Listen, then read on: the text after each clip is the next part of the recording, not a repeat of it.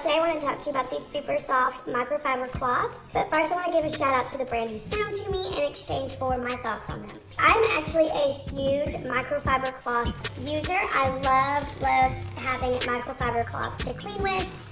I think they work fantastic on making the surfaces look shiny and smooth, for picking up dust, for especially on windows or mirrors. They really can give that super clean and spotless finish that you can't really get from just regular towels, especially paper towels and stuff. These work excellent in vehicles, like if you're trying to clean off your dash and all that. It'll pick up all that extra lint that you don't want and just give it a really clean finish. I like to keep these in my middle console of my car. I'll just flip it up and keep it in there. If I think things are starting to look a little dusty, the touch screen is not looking so fresh and pristine, then I'll pull this out and I will clean it all up with this. It gives it a really quick, easy way to clean surfaces inside your vehicle. I will say, pro tip, when you go to wash these, you don't want to wash them with anything else.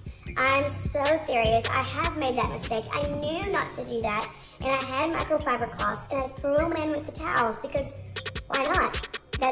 It's a towel, right?